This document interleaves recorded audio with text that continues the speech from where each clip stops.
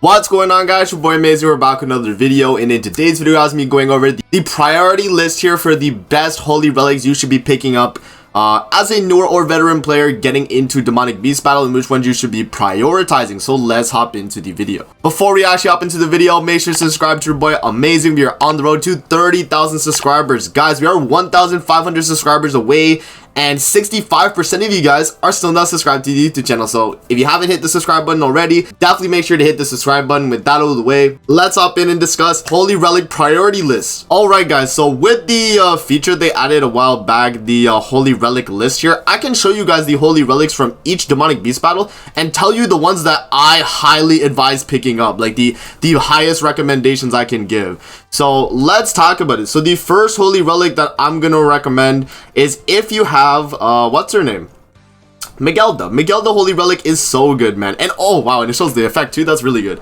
Miguelda holy relic, if you guys don't know, really just makes her the best unit for helping you clear bird. So if you own Miguelda already and you're doing bird, like let's say you're only able to clear like floor 1 and floor 2, let's say, then that's fine. You do floor 1, floor 2 for about, you know, like 2-3 weeks. Once you get her holy relic, then you can make her holy relic and then do all 3 floors every single time. And so when you get her holy relic, it's gonna make you getting the rest of these relics a lot more easier. So I would prioritize getting her holy relic as the #1 holy relic, the first holy relic you should pick up from the bird. The second holy relic I would recommend would either be, depending on your situation, I would either go with the regular Arthur holy relic, or I would go with the Brunhild holy relic. Obviously depending on, you know, your situation itself, right? Brunhild holy relic, if you guys don't know, is the hero can only have 1 debuff on at a time and increases the hero's attack by 20% when debuffed. This lets you run Brunhild with crit chance rolls, and so when you run her with crit chance rolls, she just hits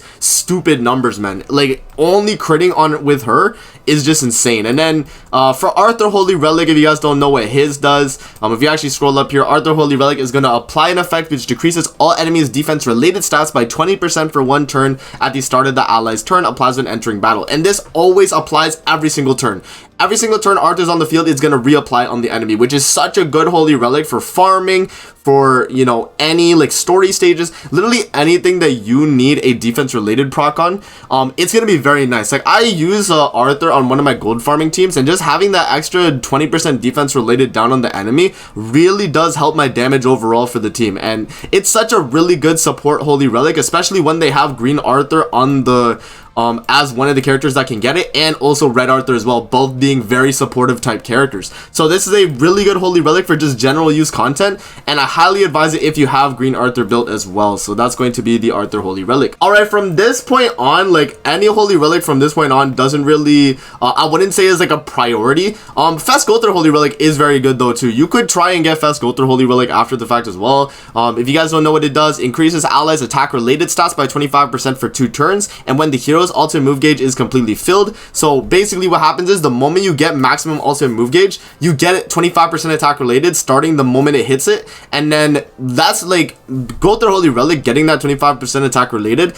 This goes in PvP and PvE, and it's a really strong effect, right? That's what I think is really good about this. And also another thing to note about that is that the Brunhild holy relic and the Arthur holy relic are both universal, so you can use them in PvP, PvE.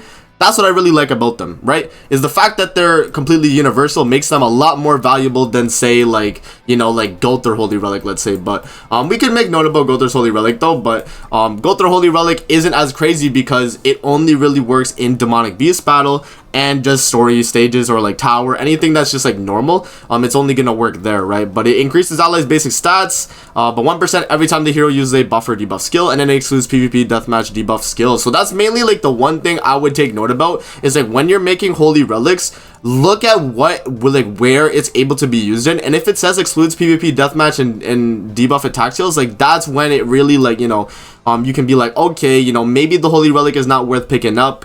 But yeah, it really is just about, you know, what characters you're using at the moment in terms of priority. I do think another character you could pick up as well would be the Brawler Bond holy relic, and the reason why is because if you use this Brawler Bond, the one that lowers the attack related to the enemy, you can actually use them on dogs, and I've made a video video already covering his team, so if you want to check it out, definitely make sure to check it out. But he is actually a staple character on the team, and getting that 25% damage dealt increase is going to help his damage overall.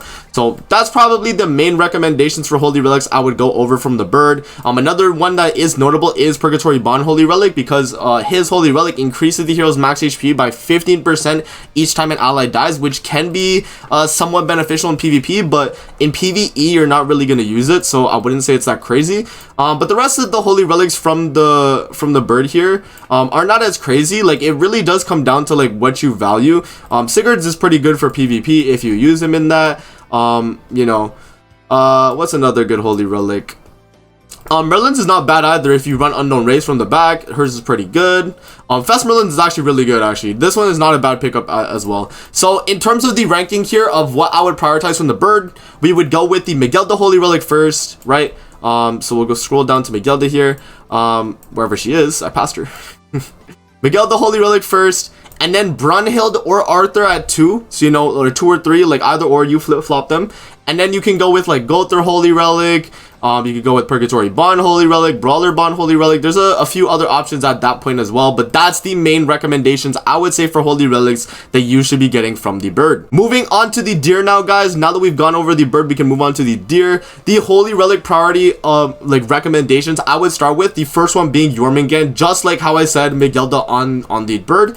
Jormungand's Holy Relic is a must for anyone attempting deer, because having the Holy Relic just makes your runs a lot more easier. As I explained with the Miguelda situation, let's say with Jormungand you don't have a Holy Relic but you're only able to clear, you know, floor 1, floor 2, then at that point you can just do floor 1 and floor 2 for 2 to 3 weeks. You get enough Holy Relic mats to make Jormungand's Holy Relic and then make her relic, and then from then on you should be able to do all 3 floors every single week, and you can start racking up the rest of the Holy Relics in this slot. So in terms of priority from like after you get Jormungand Holy Relic, I would go with the Goddess Race characters. So I would probably prioritize getting like Red Sariel's, because you're probably running him as Link, and he's also actually a really good character on field as well. So Red Sariel is going to be a high priority for me. I would say Red Tarmiel as well if you own him, and Green Sariel. Those two are probably like tied, because both of their Holy Relics are actually very good, and same with Blue Tarmiel as well, actually. Those 3 characters have really good Holy Relics as well. I would say Margaret's is actually very good too. For each ally from the 4 Archangels on the battlefield, increases the hero's damage dealt to enemies by 5% and decreases the hero's damage taken by 5% as well. So that's like a really good effect as well. So yeah, I mean, from the Eikthrunir, I would probably prioritize the Goddess Race characters after Jormungand. So let's make the list here. So Jormungand's going to be your first Holy Relic from the deer, and then after that I would definitely say Red Sariel is the next highest in priority. If you guys don't know what Red Sariel's does, basic stat increase by 8% upon inflicting critical damage on the enemy when using a skill up to 5 times. So you're able to get about 40% basic stats on Sariel, which is super good if you're using him on field. And then as a Link, it's just going to give him some extra CC for your you know, your Sariel Link on like the 1 ultimate or whatever the case. So he's going to be a really good option to get that Holy Relic. I'd say he's second in priority. And then from then on, it really just does come down to like the Goddess Race characters, right? So I'd say Tarmiel, Green Sariel, Blue Tarmiel, and Margaret are all on like the same level of strength.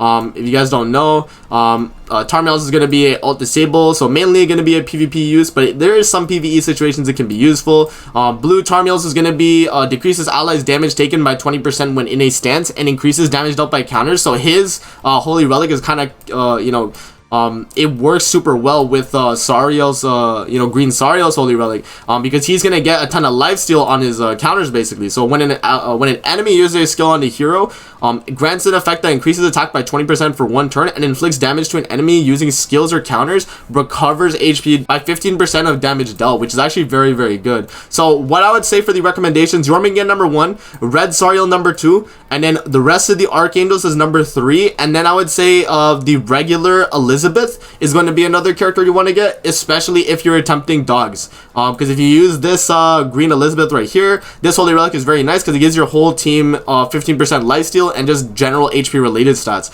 which is going to be a really nice bonus for the Eikthrunir and just in general, right? So yeah, that's the priority in terms of holy relics I would get from the deer here, guys. The rest of the holy relics aren't as crazy. It's mainly does come down to like what you care about at that point. But overall, you know, not too many crazy holy relics from the deer. Only really Jormungand and then the archangels. That's probably what I'd say. So yeah, that's going to be the deer recommendations. For the Skull and Haughty holy relic recommendations here, there's not too many that I would say are even worth picking up at this point. A lot of the characters here that do have holy relics are kind of falling off or is not as great. Honestly, the one that probably aged the best is probably Scotty's from Skull and Haughty, because Scotty's holy relic is going to increase all stats by 6% up to 3 times if there's no debuffs on the hero when using a skill, applies before skill activation. So basically, Scotty is going to be able to get 18% base or all stats. And that's just like a really big bonus for in PvP and PvE, by the way, all across all game modes. She's just gonna get like 18% of, you know, all stats, which is like, think of it like the 1 Escanor, like the original the 1 Escanor. That's basically his passive right here, but she can get it in 1 turn if you have 2 buff removal cards, right? Because you're not applying a debuff on yourself. So yeah, I would probably say Scotty's holy relic is a priority just for like you running her in Skull and Haughty or in like Eithirnir, because she's actually still such a good character on those contents. The rest of the characters here is very situational. Ragnarok DN, if you play PvP and use the Ragnarok team, is not a bad holy relic because it gives you like such good PvP buffs, but only if you're running the Ragnarok team. And then Festival Zeldris' holy relic is okay. I think it's actually not that bad. But the problem is that no one's really running Festival Zeldris at the moment because there's no like debuff centric teams. And then yeah, the rest of the holy relics are not as crazy. I would say Chandler's is pretty good for PvP. But yeah, so nothing too crazy. If you're thinking about a PvE holy relic from Skull and Haughty, I would pick up Scotty's just because it covers PvP and PvE. So if we have a priority list right here, we would do Scotty, and then the rest are situational. So it really just depends on your situation. If you want to have like a PvP Ragnarok team, go with the Ragnarok DN. If you want like a demon PvP team, you would go with like Chandler and Zeldris. But yeah, other than that, I would say that's probably it. You could also get Matrona's holy relic too if you need like if you're using Matrona on the bird and you don't have like Festival DN, you know, getting her holy relic is not as bad because it gives her 25% basic stats and also like any other giant allies as well. So that's not a bad holy relic pickup either. But yeah, that's definitely the recommendations for holy relic priorities I would actually pick up personally. But let me know in the comment section below what you guys think. Is this a fair assessment of what holy relics you should be getting first? Let me know in the comment section below. But with that out of the way, that's going to be it for the video. I hope you guys enjoyed. Don't forget to like, comment, subscribe as always. If you guys want to see more videos like this, definitely let me know in the comment section below. And I'm going to see you guys in the next video. Peace out and have a good rest of your day.